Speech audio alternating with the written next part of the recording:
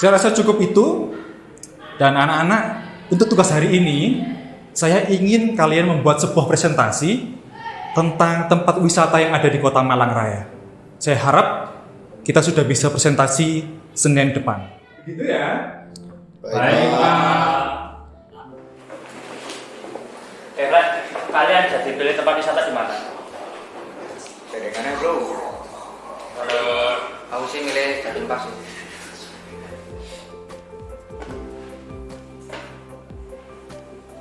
Ini kenapa ya teman-temanku ngambil wisata hiburan semua? Padahal kan tempat wisata bersejarah juga tidak kalah kerennya.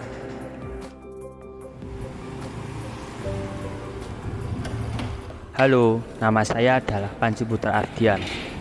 Saya adalah seorang siswa di SMK Telkom Sandi Putra Malang dan sedang duduk di bangku kelas 10. Saat ini saya tengah mengerjakan tugas dari guru saya, yaitu membuat presentasi tentang tempat-tempat yang ikonik di Kota Malang. Namun, saya sangat heran sekali mengapa tempat-tempat ikonik di Kota Malang itu yang di-highlight hanyalah tempat wisatanya saja. Kok bukan tempat wisata sejarahnya? Jika Anda penasaran, yuk simak videonya lebih lanjut.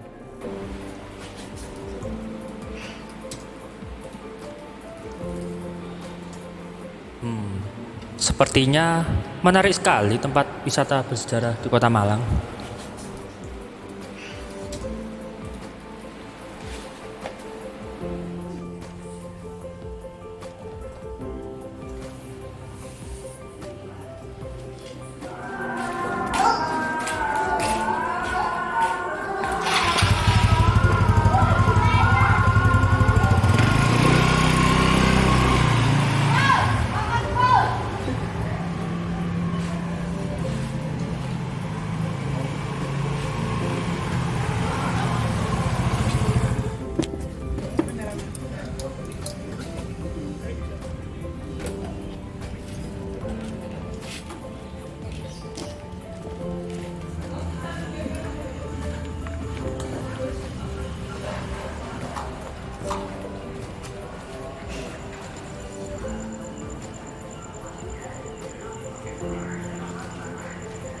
Pasti dengar semua itu. Apapun jadi itu.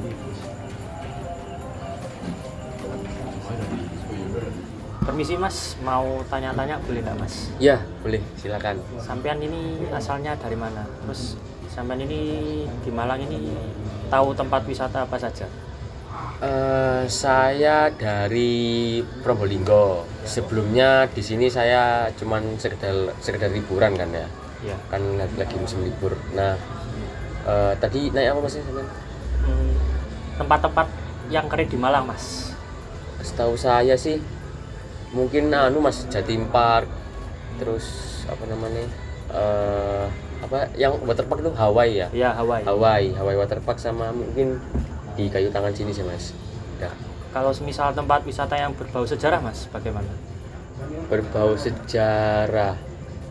Mungkin saya cuma tahu candi yang apa? Singosari ya? Ya, Candi Singosari. Candi Singosari, tapi saya gak pernah ke sana Mas. Belum. Kurang tahu. Iya, maaf ya. Belum pernah ke sana. Iya, belum ke sana gitu. Baik, kalau seperti itu terima kasih ya Mas ya. Oh iya, sama-sama Mas. Monggo lanjut.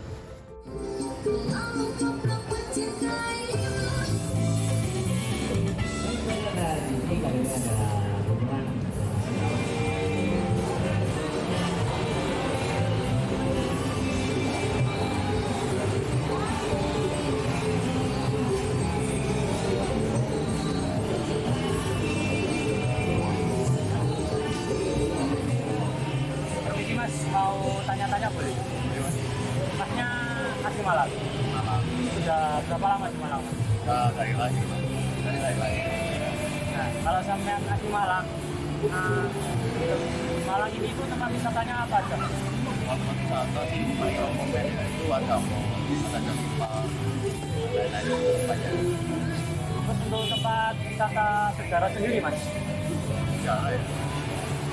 Pak tahu ya Mas, sejarah ya. Kurang tahu ya Mas ya? Makasih ya Mas ya.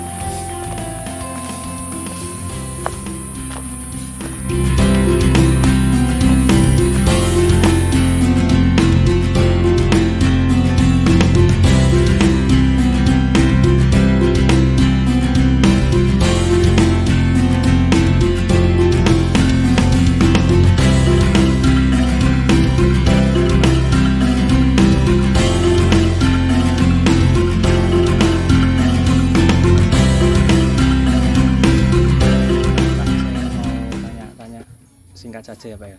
Bapak untuk tempat apa namanya ini? Untuk candi sendiri ini sejarahnya bagaimana Pak? Candi Badut ini.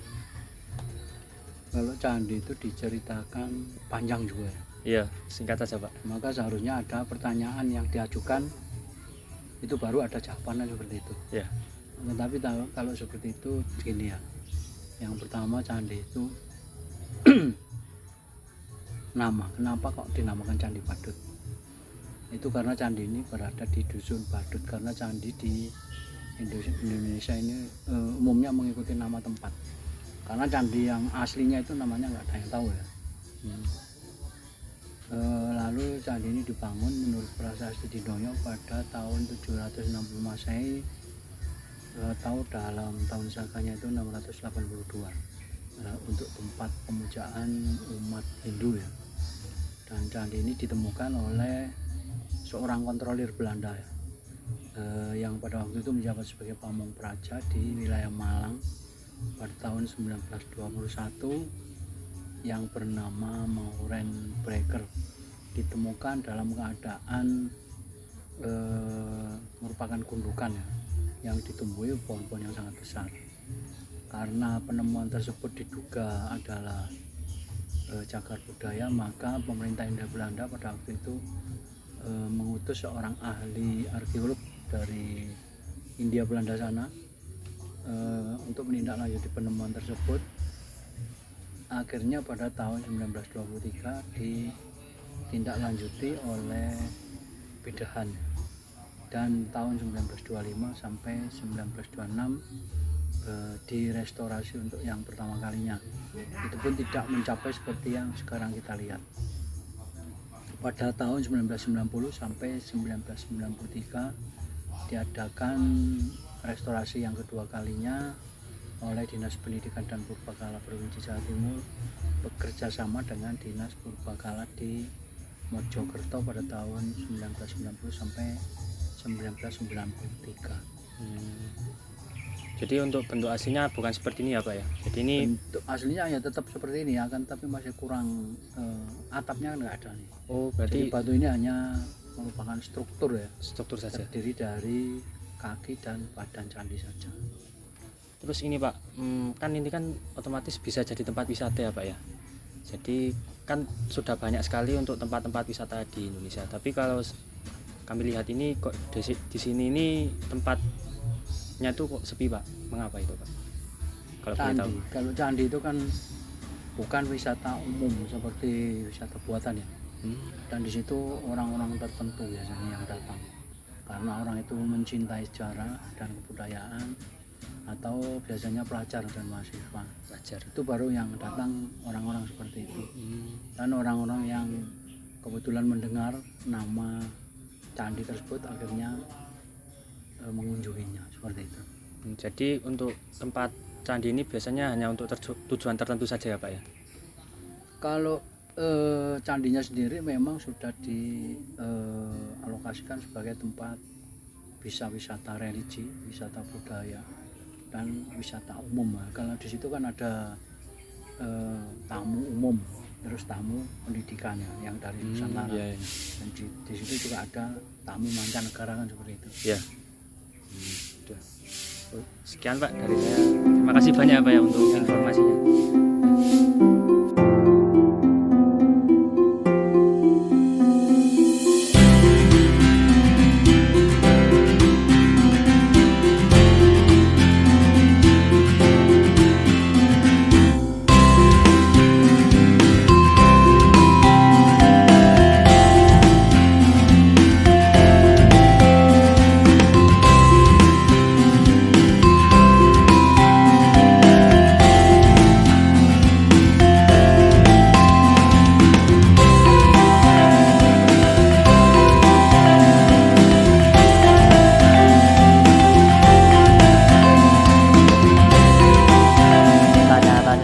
Sekilas saja Pak ya. Ini mulai sejarahnya Museum Brawijaya ini apa Pak?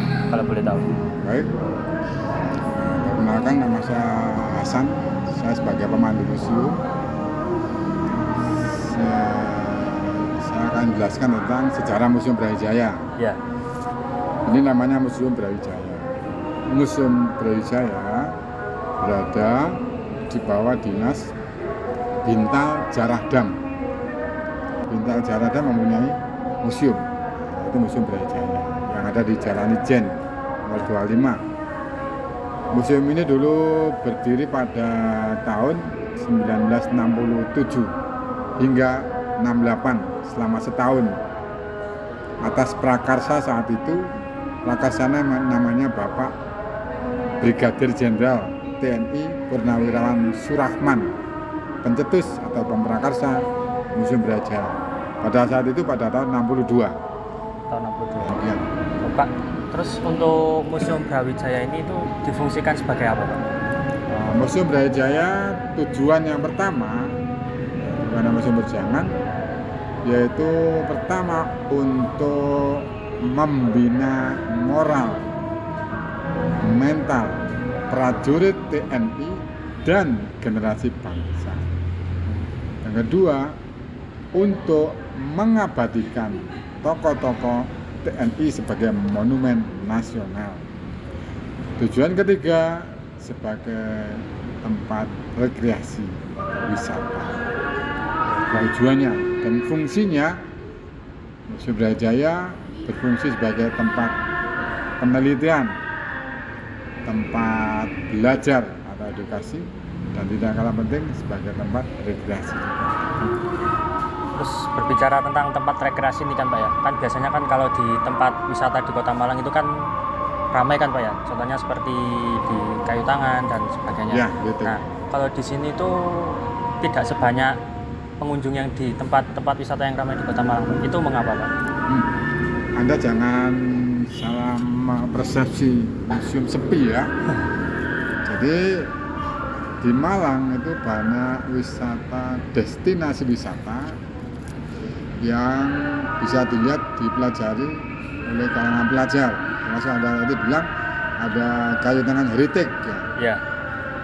Kayu Tangan Heritage juga termasuk salah satu wisata, destinasi wisata. Kayaknya ramainya itu baru-baru ini ya. Iya. Memang lama itu dulu tempat dulu kan ramainya hanya sekarang. Apa tujuannya dia datang ke sana? Anda lihat, bayangkan atau Anda bisa merefleksikan bagaimana peristiwa saat itu dikondisikan, diaplikasikan dengan sekarang. Kalau tujuannya saat itu banyak kalangan pelajar, bahkan mahasiswa yang berkunjung ke wisata heritage untuk melihat bangunan zaman dulu, dan dia akan banyak bertanya, mungkin kalau ada pemandu fungsinya apa dulu. Tapi saya mengamati sekarang saat ini kayaknya anak-anak yang datang ke sana kebanyakan dia hanya nongkrong, ya kan? Iya.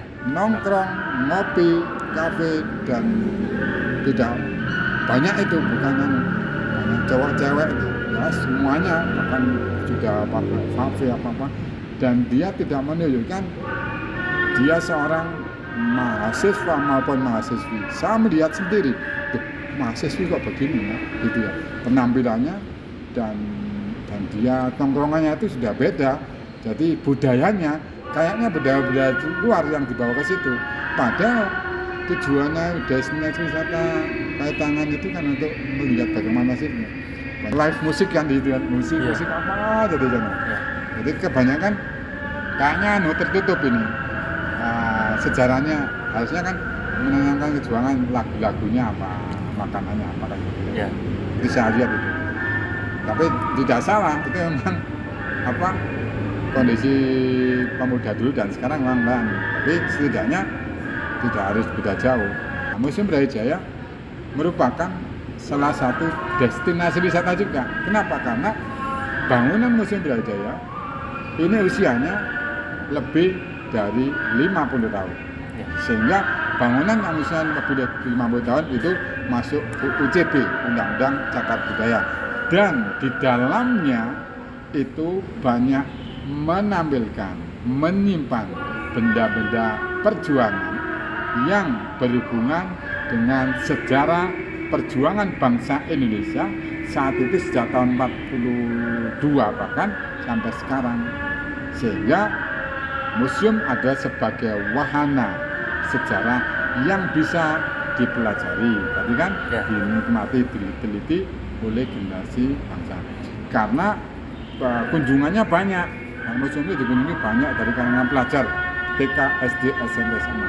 Anda bisa mengamati setelah menjelang liburan, mau liburan itu museum itu ramai, dikunjungi dari berbagai daerah, bahkan dari luar kota, Kota Malang, Jawa Tengah, Jogja, bahkan dari luar. Museum ini ya sangat tepat sekali, yaitu untuk menunjukkan kepada generasi muda bagaimana sih jerih payah para pendahulu kita dulu untuk bersatu, berjuang, mencapai suatu keberhasilan apa, yaitu kemerdekaan. Karena itu benar-benar disimpan di sini. Ya, sebenarnya sih hanya masih sedikit itu cerita. Baik Pak, terima kasih banyak ya Pak ya. Oke. Hanya itu aja. Sudah. Terima kasih Pak ya. Oke. Untuk pertanyaan pertama itu tadi, apa yang membuat bangunan bersejarah di Kota Malang itu begitu menarik bagi wisatawan, baik wisatawan domestik maupun luar negeri? Ya, oke. Bangunan bersejarah itu sepertinya di mana-mana menjadi daya tarik ya, bukan hanya di Indonesia, tapi di tempat-tempat lain, di belahan bumi yang lain itu juga seperti itu, menjadi daya tarik tersendiri. Apalagi kalau bangunan-bangunan tersebut mempunyai arsitektural yang khas gitu. Kalau di Kota Malang ini memang yang menonjol itu adalah bangunan masa kolonial. Ya. Gitu. Itu kan juga ada ciri khas tersendiri ya, di mana di daerah lain juga tidak ditemukan atau jarang ditemukan.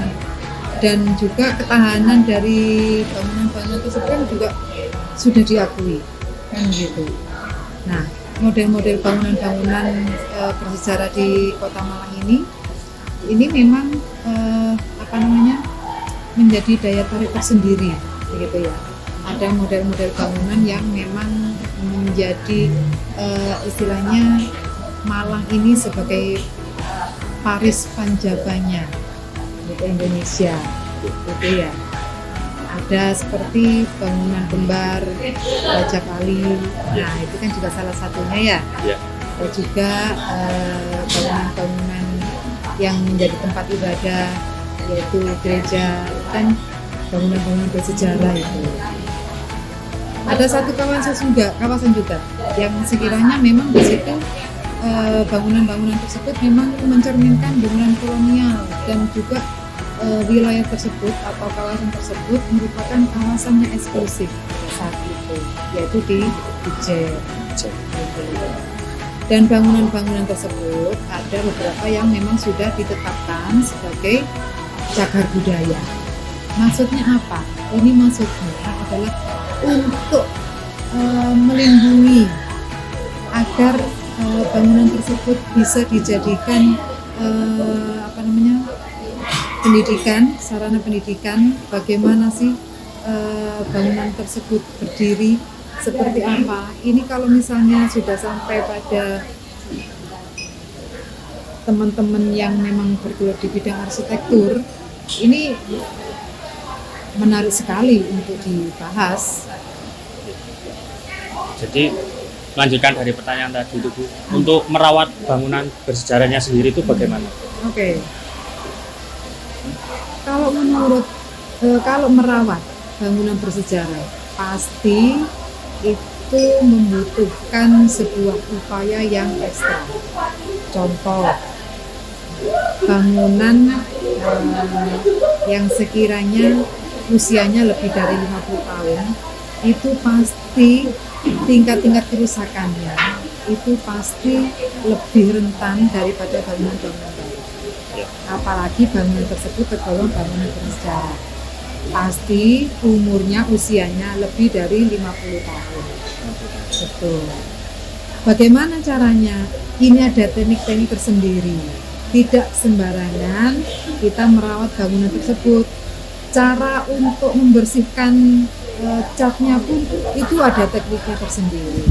Bagaimana caranya men-treat itu sehingga bisa bisa tampak bagus, tapi tidak merusak inti dari bangunan tersebut, juga ada tekniknya tersendiri. Kita di Kota Malang ini ada tim ahlinya, tim ahli cagar budaya.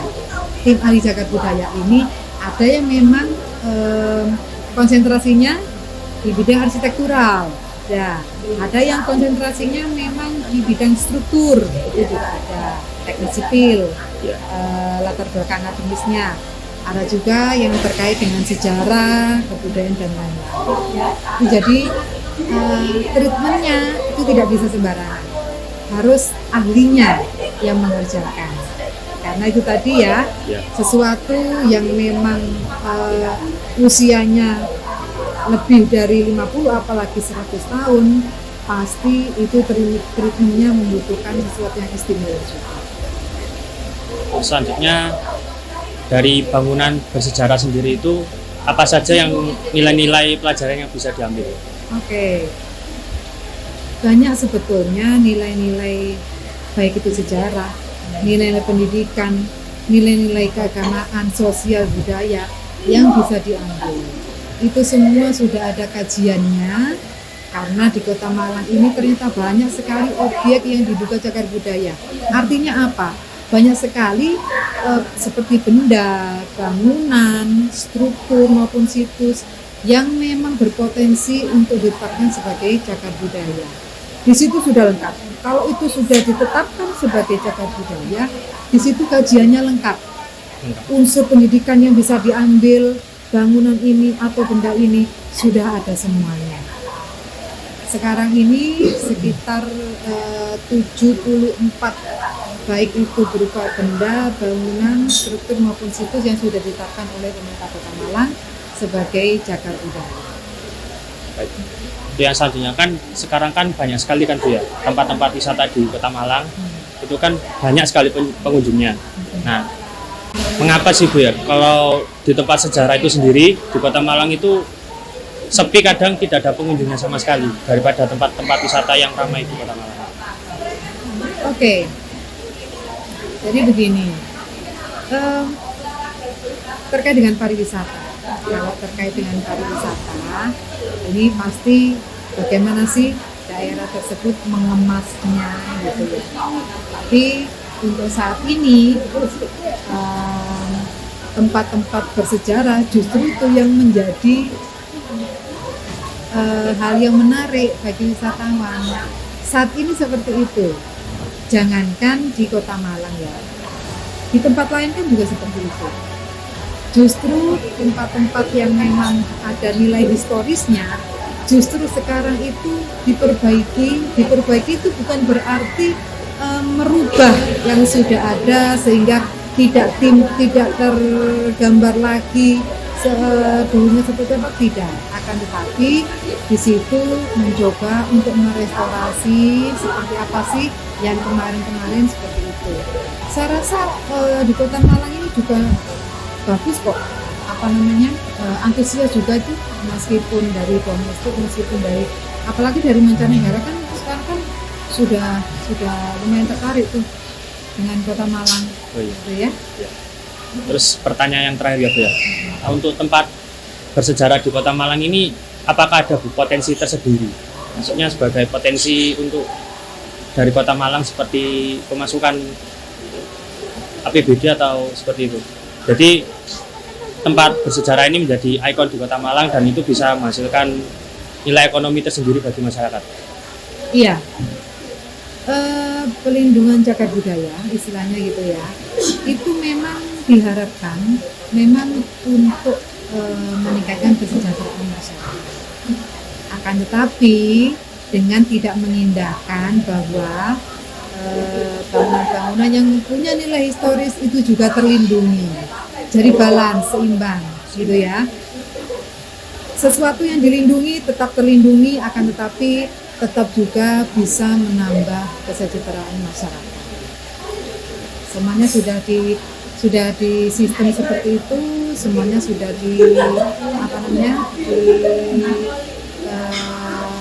olah seperti itu, jadinya nantinya endingnya memang harus untuk kesejahteraan masyarakat.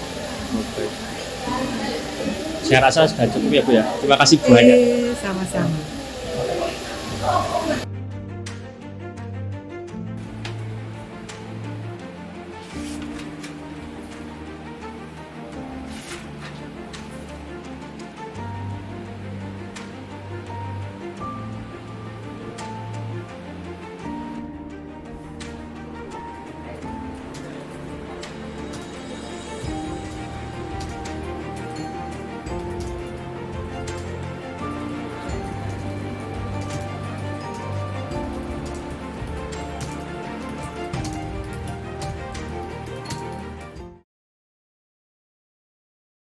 Jadi, saya akan menjelaskan tentang sejarah Kota Malang. Berawal dari tahun 760 Masehi, Kerajaan Kanjuruhan yang dipimpin oleh Gajayana mulai berkembang di daerah yang saat ini bernama Kota Malang. Selanjutnya pada tahun 1222 Masehi, Kerajaan Singasari di bawah Raja Kertanegara mulai menguasai daerah Kota Malang. Lanjut kita lompat pada tahun 1942 hingga 1945. Penduduk Jepang berdampak pada perubahan sosial dan politik di Kota Malang. Dan yang terakhir, pada masa kemerdekaan tahun 1945 hingga saat ini, setelah proklamasi kemerdekaan Indonesia, Malang menjadi bagian dari Negara Kesatuan Republik Indonesia. Candi ini dibangun pada tahun 8 Masehi. Candi ini memiliki gaya arsitektur Jawa Timur kuno dengan pengaruh gaya Kalingga dari India Selatan. Candi Badut ini dibangun pada pemerintahan Raja Gajayana pada masa Kerajaan Kanjuruhan.